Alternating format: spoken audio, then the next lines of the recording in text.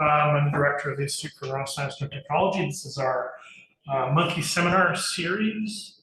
Today we have the great pleasure of welcoming Michael Adachi, who's one of our own from SAP, also a member of the Neuroscience Institute. He has his research group called the Nano Device Fabrication Group, which is a very interesting collection. It does span a lot of aspects of neuroscience, all the way from sort of fundamental molecular aspects to sort of fabrication using 2D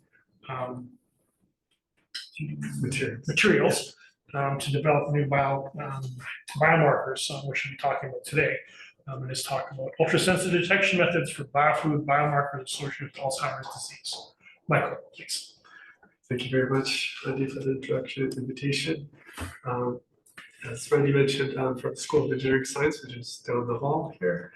I'll be giving a talk on behalf of our group. We are collaborating with Dr. Karen Kavanaugh in the Department of Physics, and Dr. Miriam Rosen, who's actually from the UK as well.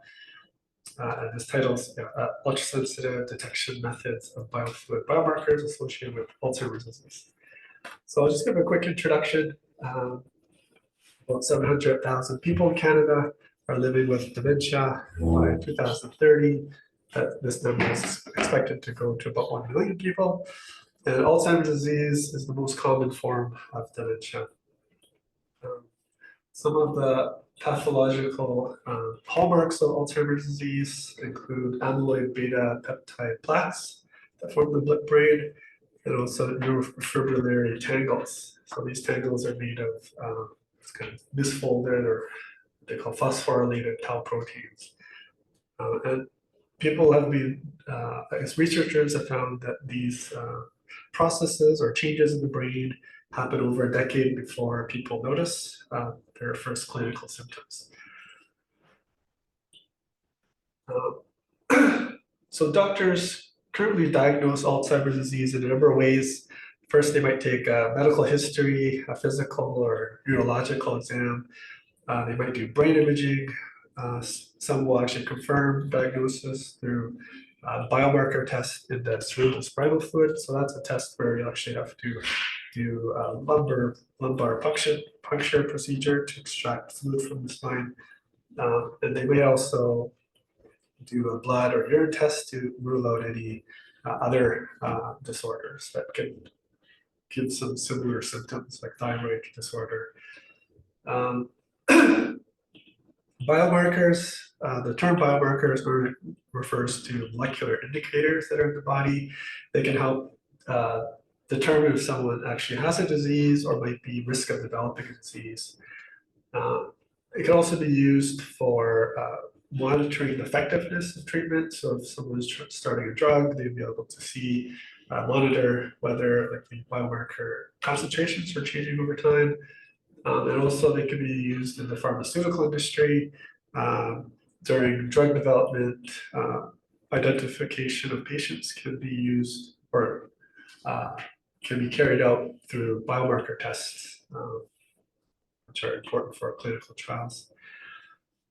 And then recently, a number of papers have found, or researchers have found, that blood-based biomarkers have a high prediction accuracy of Alzheimer's disease diagnosis. So some of these studies have looked at biobanks of patients that have donated blood over the years, over like a 17 or longer year span, and they can actually kind of determine if some particular biomarkers might be indicators that someone might develop Alzheimer's disease down the road. Oops.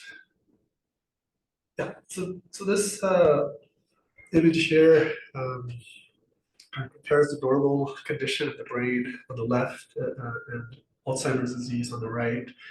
So microglia and astrocytes, they're making sure that the neuron health is preserved, and they'll actually respond to neuronal injury. So overactivation of microglia can trigger what we call cytokine overproduction. So cytokines are small proteins that actually regulate inflammation in the body and in the brain as well. So this excess inflammatory response can actually, or is believed to worsen the neurodegeneration during Alzheimer's disease. So this slide here kind of goes over some of the Alzheimer's disease biomarkers that people have been looking at. There's a lot more actually in addition to this, but I'd say these are some of the more popular ones. First two, amyloid beta and tau proteins. These are actually used for diagnosing Alzheimer's disease in cerebral spinal fluid.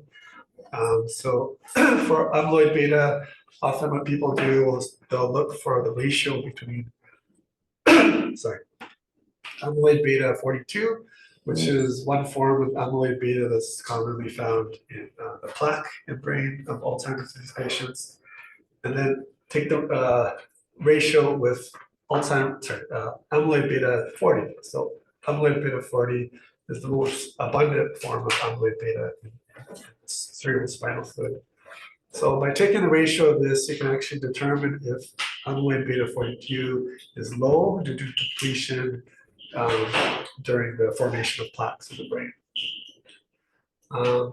Another biomarker is tau proteins and also phosphorylated tau proteins. So if we look at all the tau proteins, which are called total tau proteins, this normally reflects some kind of degree of degeneration or damage in the brain. Phosphorylated proteins are actually the insoluble, abnormal form of tau proteins. They tend to cling together and form what we call tau tangles or neurofibrillary tangles. GFAP, which stands for glial fibrillary acidic protein, has gained quite a bit of interest. It's a marker that might show that there's an abnormal release of astrocytes, and that might be due to some kind of destruction of neurons in the brain. And then neurofilament is another one that is linked to neuronal damage. And then, as we mentioned before, if there's inflammation in the brain, then the cytokines or the concentration of cytokines increases, and a bunch of the cytokines are listed as TNF alpha, interleukin 1, interleukin 6, etc. There's also a gene called APOE, E4 gene. So this is the strongest genetic risk factor found in Alzheimer's disease. And then another, I guess, something called microRNA has actually gained quite a bit of interest as well. So the microRNA is, I guess, altered if in the cerebral spinal fluid of Alzheimer's disease patients. All right, so as I mentioned before, doctors actually may look at cerebral spinal fluid. The advantage of using cerebral spinal fluid is there's a high concentration of these biomarkers present, and there's a really close relationship to the brain. The biggest disadvantage, however, it's very invasive. It requires a lumbar puncture. So there are I guess other biofluids that people have been looking at, blood in particular. I'd say there's a lot of literature on blood biomarkers. And the reason why people like it is because it's minimally invasive and convenient, and that allows us to screen at the earliest stages of a disease. Some of the disadvantages, however, is that biomarkers will have to cross the blood-brain barrier, and that normally leads to much lower concentrations, and therefore, for example, total tau is found at least 10 times higher concentrations in the cerebral spinal fluid compared to the blood. People have also started looking at like tear, urine, saliva, and others as non-invasive alternatives.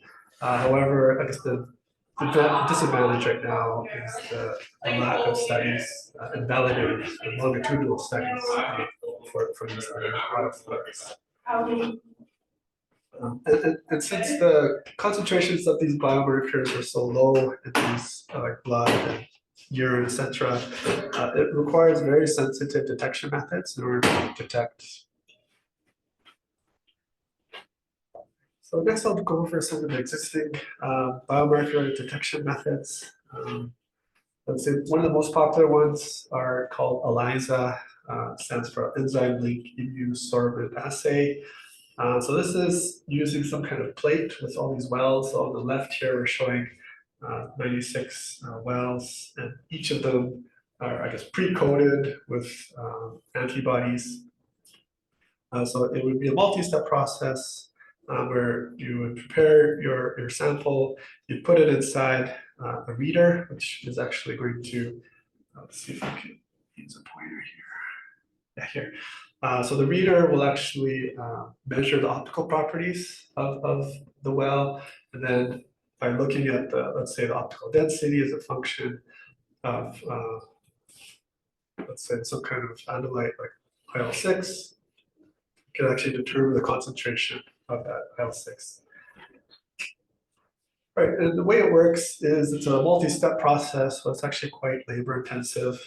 So you start, well, sorry, I should have mentioned, there's multiple types of ELISA. The one I'm showing here is called the sandwich ELISA, which is the most popular type. So for this type, at least, you start with what we call capture antibodies that are already pre-coded on the well when you buy it. Then you would add the antigen that you're trying to detect, which is denoted by this blue dot here. So the antigen will bind to the antibody. Then we would introduce some kind of enzyme conjugated secondary antibody. So that's this one up here. And then this antibody actually has enzyme attached to it. And then what we do is add a substrate. So the substrate might be some kind of solution, and it will actually change the color of the solution, or it might fluoresce. All right, so this method actually is quite specific, meaning it's able to detect a particular biomarker.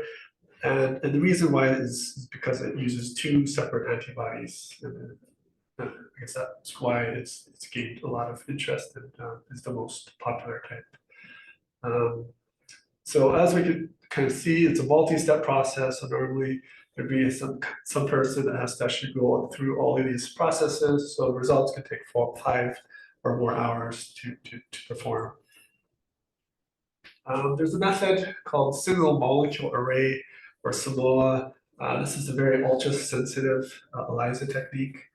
It can achieve like around 2 orders of magnitude higher sensitivity than ELISA, so you can actually get down to the femtomolar range. For detecting biomarkers in blood and urine, etc., normally you at least have to get down to the femtomolar range for you to be able to detect these proteins, and also have a baseline to compare with. The measurement takes about 3 hours. They actually have a system, this system at UBC. It's a fairly large system, but it's either fully automated or mostly automated process. And we're just showing, I guess, illustration of all the different components in one of these systems. So it'll do the washing for you, incubation, etc. And then it has like a place to put the reagents, and then it actually has a disposal drawer as well. Oh, sorry, what I should have mentioned is actually this has become a commercial option in the United States. People can actually, or physicians can actually order some blood tests be sent to this company, and they'll actually test for phosphorylated tau proteins. And that's become available since 2022. The other common method is called liquid chromatography mass spectroscopy. So this is a 2-step process. The liquid chromatography separates samples into different components, and then that's fed into the mass spectrometer, which measures the mass charge ratio And that allows you to identify what the biomarker is and also quantify it.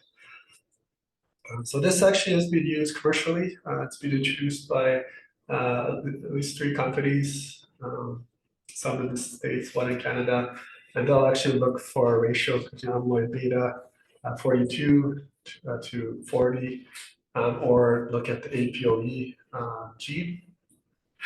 The 1 in Canada molecular use it, they look for metabolites as well. So you can look at, I guess, different types of biomarkers. The general drawbacks of some of these existing methods is the equipment is very expensive, and so is the operation. Generally, it's a labor intensive process, or it requires specialized training. And ships have to be sent to some kind of centralized lab facility where they have this expensive equipment. Commercially, it's available in the US right now. Typically costs between $500 and $1,200 per test. Right, so because of these high costs, there's been a lot of interest to detect or to develop lower cost methods, which I'm going to talk about in the next slide deck. So I'll just go over a few different technologies used to I guess, achieve low cost or potentially low cost detection of biomarkers. MOSFETs, which stands for metal oxide semiconductor field effect transistors, have been around since 1970. It was first used to detect penicillin. And it's based off of the antibody antigen reaction, just like ELISA. But in this case, we're trying to get the electrical output. So this is, I guess, illustration of what a MOSFET biosensor would look like. So normally you would have some kind of sensing material down here. Typically, either semiconductor or graphene. And then you would have 2 metal contacts, 1 on the left, 1 on the right, and then you would also have what we call a gate. So in this case, we're using the substrate as the gate. So there's normally 3 contacts. And if there's antibody antigen binding that happens at the surface, then it'll act as a gate voltage that changes the flow of current between the source and drain. Right. So this idea has been used with graphene and a bunch of other materials, but graphene especially seems to have caught a lot of interest. So people have been using graphene-based MOSFETs to detect tau proteins, amyloid beta 42, and also GFAP. And the limit of detection, or the lowest level of lowest concentration detectable, can reach down to femtomolar concentrations. Electrochemical sensors is another I guess, area that has grown quite a bit. So electrochemical sensors, they normally involve some kind of electrolyte and 3 electrodes. One's called the working electrode, one is called the reference electrode, and one is called the auxiliary or counter electrode. And there would be some kind of electrochemical reaction, and we're trying to measure that electrically. Often what people do is they'll use some kind of modified layer. This could be a layer of nanomaterials like nanotubes or nanowires, or some kind of polymer material that helps to enhance the sensitivity. And people have reached femtomolar level of concentration detection, or even below that, using these modified layers. People have detected tau proteins, amyloid beta 42, GFAP, and others using electrochemical sensors. The figure on the right, sorry, the figure on the left shows kind of a conventional setup where you have a beaker with the liquid, but you can actually make a more mass producible version of this using screen printed electrodes. So this is on the right, kind of illustrates how the screen printed electrode would look like. And then you'd be able to test some kind of, let's say, sample that you put the liquid on top of this these electrodes. One note I'll note is some of the modified layers introduced to enhance the sensitivity may limit the specificity of these sensors. So I think that's the challenge of achieving both high specificity, meaning you can detect only the target light that you're looking for, even though there's interfering substances around it, and also achieve the high sensitivities. So that's I guess the challenge of getting both of those. Other detection methods I didn't really go over are more optical based. A couple are called surface plasmon resonance, and others called surface enhanced Raman scattering. So both are have been used to detect tau proteins. An alternative to this is using some kind of resonator. So if you can resonate a sensor either electrostatically or through piezoelectricity, you can actually detect changes in resonant frequency, and that'll tell you if there's a change in mass. That change in mass will tell you if there's a biomarker there or not. However, in general, I'd say the low cost option for detecting Alzheimer's disease biomarkers have become available yet. And the biggest challenge is achieving three main factors: high sensitivity, high specificity, and high repeatability. So these are, I guess, the biggest challenges that people have to kind of overcome to clinically validate these technologies for clinical application. All right, so next I'm going to talk about some of the work we've been doing in our lab. So we've been focusing on a different type of sensor or device called diodes. And we've been using a nanomaterial called two-dimensional materials for these sensors. So 2D materials, I'll just give a quick introduction. They're single crystal, ultra thin materials. So the most popular 2D material is graphene. So graphene is normally a single sheet of carbon atoms. We're looking at, I guess, other types of 2D materials that are semiconductors. For example, we've been looking at a transition metal dicoccogyanide called MOS2. The illustration here is that of MOS2 or a crystal lattice of MOS2. And 2D materials in general have really unique properties, at least compared to bulk materials like silicon and other materials. And some of these material properties include high carrier mobilities. That means the device can work really fast, electronically fast. Because they're ultra thin, they can be highly flexible.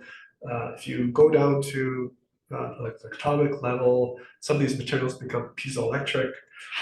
They have high surface to volume ratio, and for us, I think this is perhaps the most important factor because of the high surface to volume ratio. Any changes at the surface will change its electronic properties. So the electronic band structure will change, and therefore we can actually detect anything that's on the surface or any interactions on the surface just by doing electrical measurement. All right, so I'll give a quick background on diodes. So diodes are used all around us. Like for example, solar cells are made from diodes. Light emitting diodes, so the LEDs are made from diodes. And I guess the simplest form, it normally takes this configuration, a P and N junction. So if you put a P-type material, which means it has more positive free carriers than negative free carriers, and we put it in contact with the N-type material, which has more negative free carriers than positive free carriers. What happens is it'll actually generate an internal electric field inside. And this electric field helps pull carriers apart, and that helps to create the flow of current. So that's, I guess, the most traditional type. There's another type called a Schottky barrier diode. So this is a contact between metal and a semiconductor. And based off of the difference in their work function, electron affinities, there's actually going to be some kind of electronic barrier that helps to generate electric field as well. Again, that creates a diode as well. So in 2D materials, because the materials are ultra thin, it's very difficult to dope the material, either N-type or P-type. So what people have found are, I guess, different ways to make a diode even without having to dope the material N-type or P-type. Now, these are three methods that people have been using to dope 2D materials, or not dope, sorry, to create diodes using 2D materials. On the left here is what we call thickness modulation. So what we do is we'll just change the thickness between the one contact and the other contact, and that allows us to actually essentially make a device that acts as a PN diode. But actually, what's happening is it's acting like a Schottky barrier diode.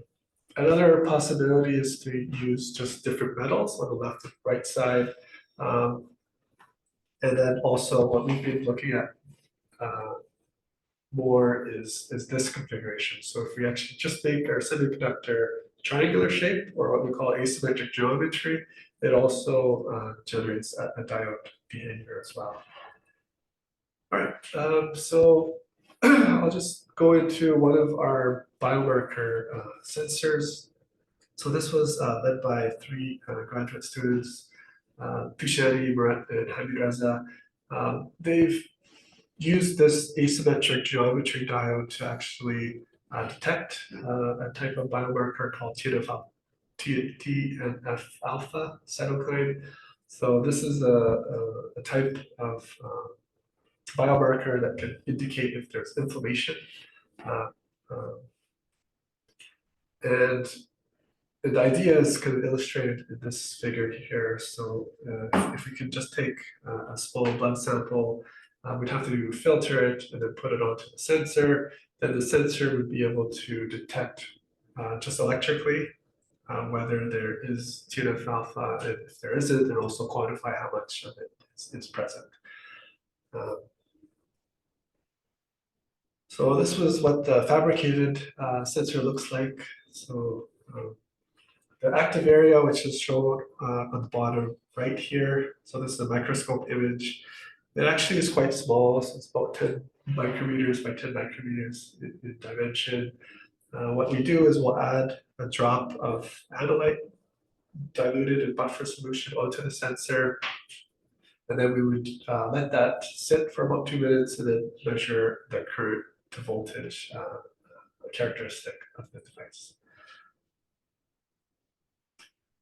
So for this to be useful for TNF alpha detection, we actually have to functionalize the sensor first. So to do that, we normally either use some kind of aptamer. So in this case, we're using aptamer.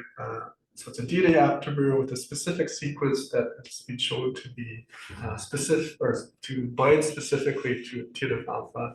Alternatively, you can also use an antibody. And then what we do is we have to link these aptamers to the surface of our sensor. To do that, we use what we call linker molecules.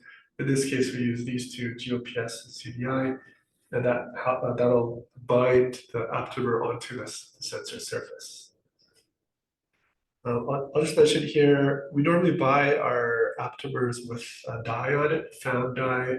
So the found dye is not used for the sensing mechanism, but it helps us to confirm that the aptamers are actually where we think they are. So we shine light on it, which is shown actually here. So if we shine light on it, it'll show a fluorescence peak. It's going to emit some light. So that just confirms that the aptamers are in fact bound to the surface of our sensor. All right, and as I mentioned before, the asymmetric geometry, or the triangular shape, it actually helps induce a diode behavior. So the diode behavior is shown by this IV curve, the current to voltage curve. So this curve is asymmetric. So if it was symmetric, we say it's more like a resistor. If it's asymmetric, we're saying it behaves more like a diode.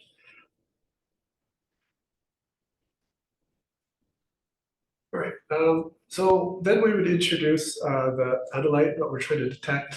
So we'd introduce the TNF alpha, and the TNF alpha will interact with the aptamer. So what happens is during this interaction, it will actually bring negative charges towards the surface of the sensor.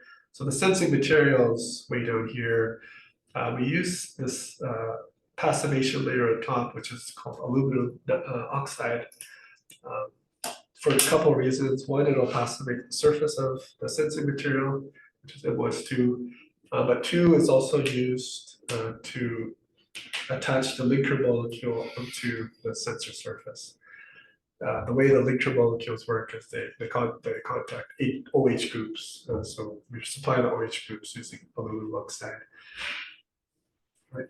And during this interaction between TNF alpha and aptamer, I guess there'd be some kind of folding, and the negative charges accumulate closer to the surface of the sensor, and that allows us to measure the concentration of the TNF alpha through IV current characteristics. So here we're showing the current on the y-axis and voltage on the x-axis here, and the characteristic will change as a function of the concentration of TNF alpha introduced to the surface of the sensor. So the main takeaways from here is if we actually look at the electrical rectification ratio, so that's just the ratio of the current at +1 voltage and -1 voltage, the rectification ratio will change as a function of TNF alpha concentration. So we can measure our concentrations down to about 10 femtomolar, and the dynamic range or the range of concentrations we can detect is about 5 orders of magnitude up to about 1 nanomolar or so.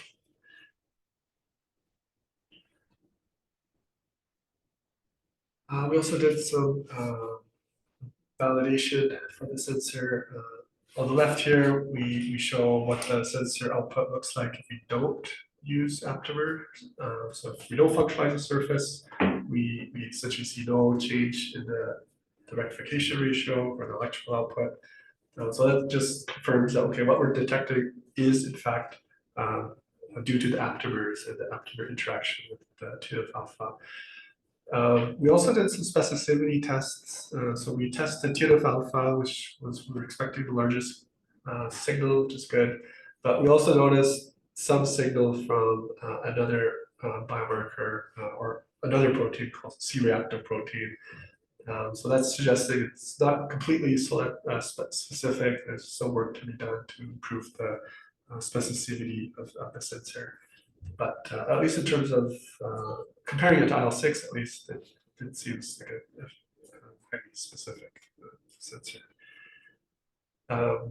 So one thing I'll note is that one of the challenges to work with blood is there's around 20,000 different proteins in blood. So for it to be clinically useful, we have to make sure that the specificity is very high. So that's I guess one of the main challenges to make a good biosensor.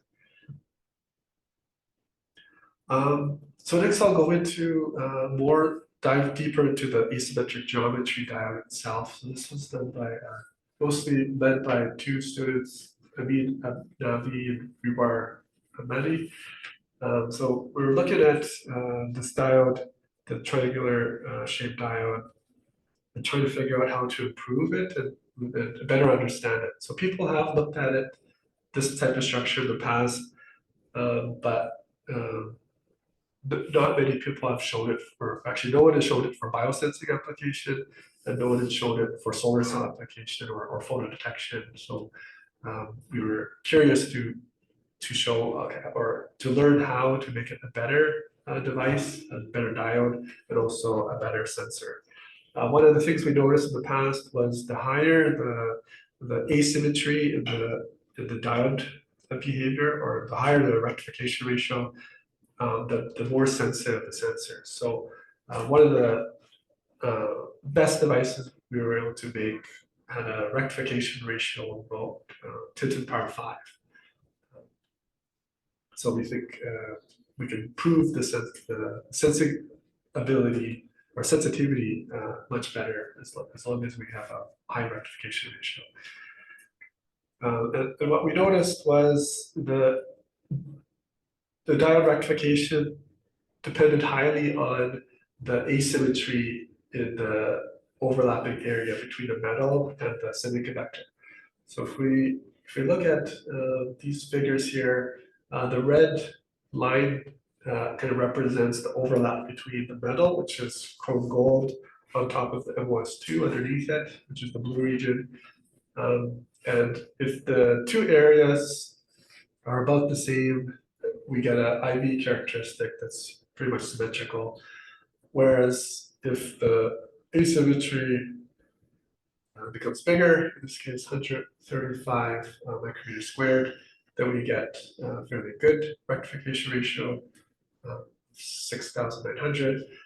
And then if we increase that further, so this is a change in area of 178 micrometers squared, then the rectification ratio jumps up to about 47,000. So what we believe is happening is the defects at the interface between the metal and the semiconductor is much greater, or the number of defects is much higher for the large overlap area, and that creates a larger Schottky barrier at this contact. And therefore, the larger the asymmetry, the larger the rectification ratio. And if we plot the overlap area on the x-axis to rectification ratio, we generally see an increasing relationship.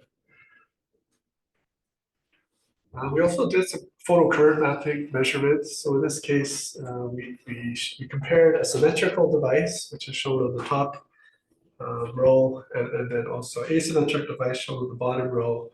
So on the top device, which doesn't act as a diode, it's more like a resistor. What we notice is the current, photocurrent, if we shine light on it, the photocurrent actually is symmetrical as well. It just has a different polarity, but it's symmetrical. So it starts off on one side of, so we actually shine a laser beam with the spot size of 1 micrometer across the device. And what we find is that the current is going to be negative, kind of on the second left-hand side, and on the right-hand side, the current becomes positive. So that's just if the carrier is kind of going to the nearest electrode. Whereas if we have an asymmetric geometry device, we actually notice there's a built-in electric field that's pushing all the carriers to just one side. That's why we see a photocurrent going to the left.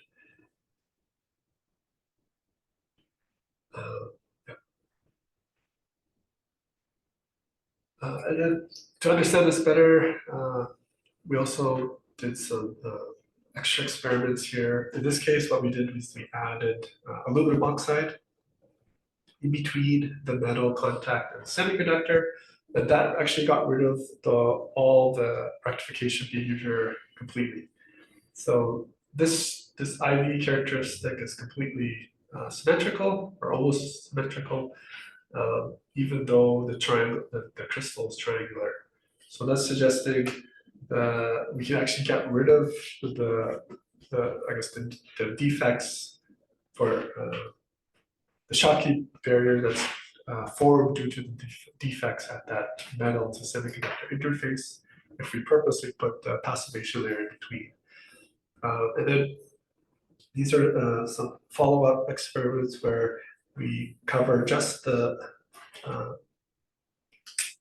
in this case, we cover the large contact. So there's a large contact on the left here and a smaller contact on the right.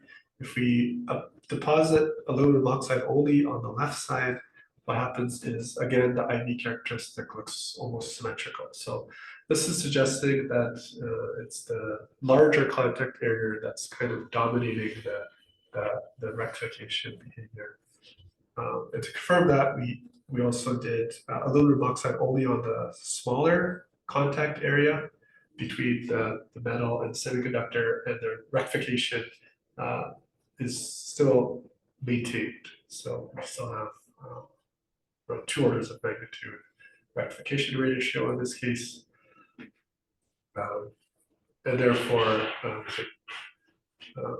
yeah, it really has to do with the interface between the metal and the semiconductor and the defects at that interface.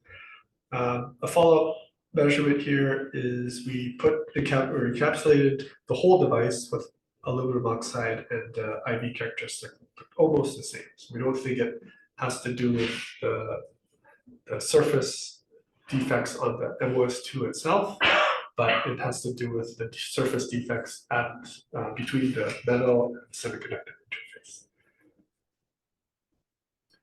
We also did some thickness dependence measurements. What we went from minus 0.7 nanometers MOS2 up to 152 nanometers MOS2. And what we noticed was the best diodes worked when the thickness is around 28 to 50 nanometers. Kind of unexpectedly, the bottom layer, which is just one layer thick, didn't show a diode characteristic, and the very thick one also didn't show a diode characteristics. So our champion device had a thickness of around 40 nanometers. We can actually transfer these diodes onto a flexible substrate, and the electrical performance, in this case we're showing photocurrent, can be maintained even after about 5,000 bending cycles. So we think we could use it maybe for wearable applications. Yeah, mostly for wearable applications where you need the flexibility for the sensor. Okay, and then we're going to move into a slightly different topic, but very similar. We've also been looking at liquid solid heterostructures or heterojunctions. So in our sensors, we're, I guess, naturally using some kind of liquid, I guess either blood or urine, etc. And we're actually quite interested in how liquid interacts with the semiconductor. So this is a study led by Rivar and Amin. And what they did was they moved a liquid droplet across the surface of a silicon substrate or MOS2 substrate. So they've done actually both. In this case, we're showing the MOS2 case. And what we noticed was as you move the liquid in the forward direction, you can actually see a current spike.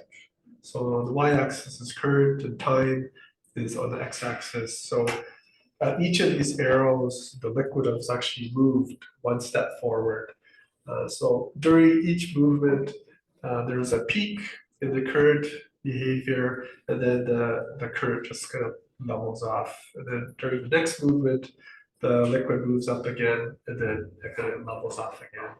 So what we noticed was if you do this multiple times, let's say 5 times in the forward direction, you can actually accumulate all these this current, and then you can move this liquid back in the same direction with equal step sizes, and you can actually come back down to the original current that you had with your device. And similarly, if you look at the voltage, you get the same behavior. So what we believe what was happening was during the forward movements of this liquid, there's positive charges from the liquid that actually absorb or get into the MOS2 underneath it. And at the same time, the liquid is actually accumulating negative charges that were from the MOS2. So as you move into the forward direction, you can accumulate positive charges, and in the negative direction, you can start to accumulate negative charges. So we did some what we call contact angle measurements. We look at the cross section or the side view of each of the water droplets, and during each forward movement, so on the x-axis is the position, and y-axis is the contact angle. What we're noticing is the angle is changing as you move in the forward direction. And then if you continue that movement in the reverse direction, the liquid contact angle actually goes back to its original shape. So what this is kind of I guess confirming or supporting the idea that there's charges being accumulated in the liquid, either in the forward or reversed movements. So this is this shows you what the short circuit current on the left is. Sorry, in the pink, and then open circuit voltage in the blue. So this is showing you can actually increase your current in the forward direction, and then also decrease that current and also open circuit voltage when you go into the reverse direction. So this depends on the distance that you move. So these different colors represents the distance. So if you go from if you only go 1 millimeter versus 30 millimeters, you get actually a much larger current spike if you go about to 30 millimeters. And then also you can use this technique to detect different concentrations of sodium chloride. So there's different concentrations of ions in the liquid, and therefore you can actually detect the concentration. So we're currently looking at these interactions between the liquid and semiconductor heterostructures, and we're interested in using these to detect biomarker proteins. So I'll just mention that we've been working with GFAP detection, and we've been using the liquid solid interface devices to achieve this. So far, we've detected down to about 1 femtomolar concentration. So we think it's a very sensitive technique to use to detect these biomarkers. And the next one we're interested in detecting is what's called neurofilament light. Another I guess challenge is to make sure the specificity is high. So we're also scientists looking at specificity validation experiments, and we're also looking at ways to scale up the process to make it more repeatable. Great, I'd like to acknowledge the graduate students in the group, and also our funding agents, our funders. Thank you very much.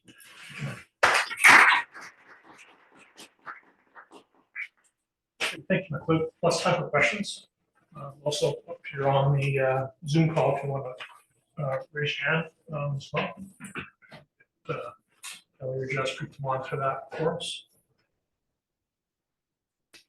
If I can start, I was just wondering about the sort of cost effectiveness for the manufacturing of the actual devices themselves, whether that would be ultimately be savings if you were to use that relative to some of the other techniques you mentioned earlier in the presentation.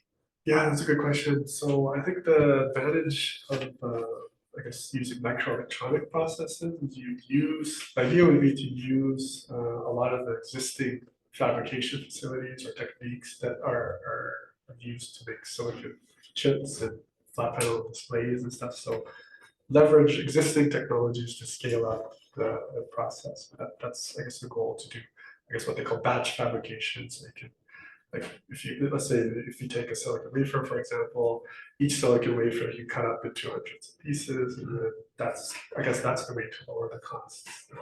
Good question. Let's hear, did you have another question? Yeah, I got a couple of them. Oh, okay, great. Which one was one of them asked by Jen Tianmin. Why TNF alpha? Yeah, that's a good question. Yeah, so this project started back in 2019, and at that point we were just looking for I guess cytokines in general. We decided to work with, actually one of the students decided to work with TNF alpha because it was linked to, I guess, inflammatory arthritis, I think. So we found out later that it's actually a very important, it's a pro-inflammatory cytokine. So it's linked to a number of different diseases. So that could be Alzheimer's disease, for example, but could also be asthma, Crohn's disease, etc. So that's why we've kind of moved away from TNF alpha. We kind of use it as the first biomarker if you're looking at, but now we're moving at ones more specific, so Alzheimer's disease, like GFAP, and neurofilament. Great. Um, so another question is, you said you are using DNA aptamer for like binding with TNF alpha. How stable are they? Like how long can you keep one of the sensors while you're using DNA aptamer? Yeah, that's a good question. Yeah, so yeah, I guess for the work we've shown here, we've been working with aptamers and aptamers, I'd say you can leave in the fridge and it's quite stable. We haven't done any long-term tests, so we're not sure how stable it is. But likely, if you were to store it, if you want to store it for long-term storage, you'd have to freeze it. Yeah. But more recently, we've been focusing on antibodies. It seems like antibodies have at least given us better specificity than the aptamers so far. Yeah, like I asked that question because like with normal DNA, it's really difficult to work because it's not stable at all. Once it gets light, it mess up most of the time. I don't know how stable are aptamers in general. So, yeah, but I Yeah, guess that's a they're- good question. they're- Definitely something we need to study. But I know like the students do make sensors leave it in the fridge over time, so they can still test it over time. It's just long-term storage, you'd have to probably freeze it. Yeah. Thank you. Does anybody have any question or should I go ahead? I do. Oh, great. Is the sensor reusable? Or Oh, is that's a it good question. disposable? Yeah, no, it's actually a disposable sensor. Yeah, So, disposable. because once you use it once, it's going to actually have pre-existing bonds between the analyte and the whatever, like, either the aptamer or antibody on the surface. So that's going to affect any subsequent measurements. So I guess this would be made for one-time use, kind of disposable. Does the aluminum oxide layer that you mentioned make any difference in the performance of the system or the accuracy of it or the sensitivity of it? Would that help towards reusing the sensor because there's a layer that It's potential, yeah. There's potential for that. What we're interested in doing is using the aluminum oxide to protect everything underneath Right. it, and then you can remove everything on top, like all the organic material, and then re-functionalize it and reuse it. So there's potential for that. We're interested in trying that out, but I think if it was made for commercial application, it would likely just be a disposable sensor. Yeah. and if I may ask one more question, you mentioned the flexibility of it is suitable for wearables. What applications are you looking at for wearables? Yeah, that's a good question. So there are papers, other groups have actually looked at using it for sweat detection. Yeah, so that would be, I guess, one of the possible applications.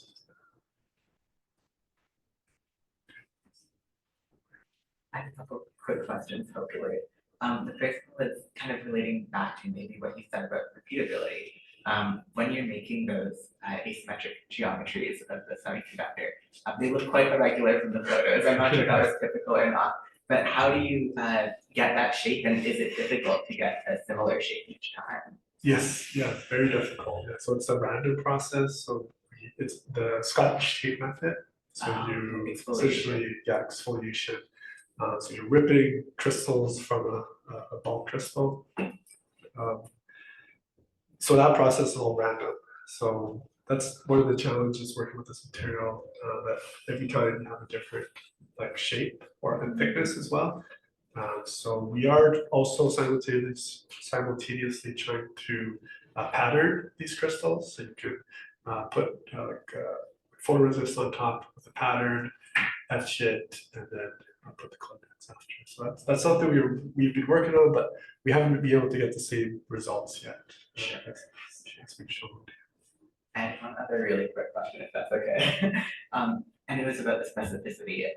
As you mentioned, blood has many, many different kinds of proteins. Do you have any ideas of where you want to kind of go in the future to maybe enhance the specificity of the sensor? Yeah, that's a good question. Really good question. So I think we might get some inspiration from some of the existing techniques, like the ELISA sandwich method. Sandwich ELISA method uses like 2 separate antibodies. So that could be one way to go. I know people also use what they call blocking layers. So they'll Yeah, After- semi-permeable membranes, but those can decrease sensitivity, which I know is really important here. Right, yeah, so this, I guess, Pros and trade-offs, yeah.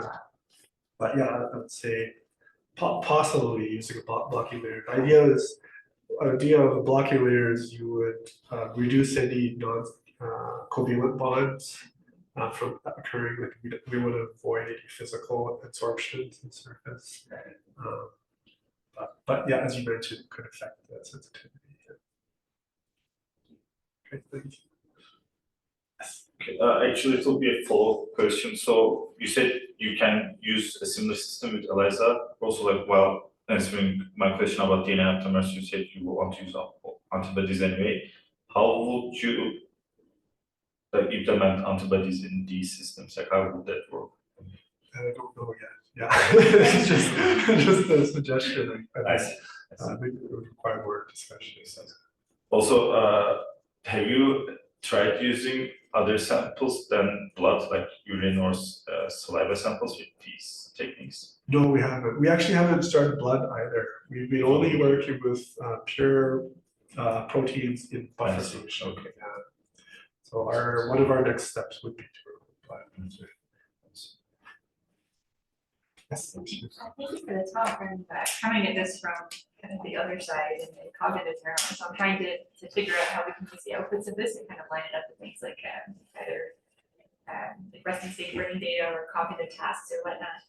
Will it tell you kind of a concentration of the biomarker, or will it just tell you that yes, it is there or no, it isn't? No, yeah, the idea would be to actually measure the concentration. And that would be kind of clinically relevant. If it worked, yes. Yeah, if it was specific enough and repeatable enough, then yes. Yeah. Thank you.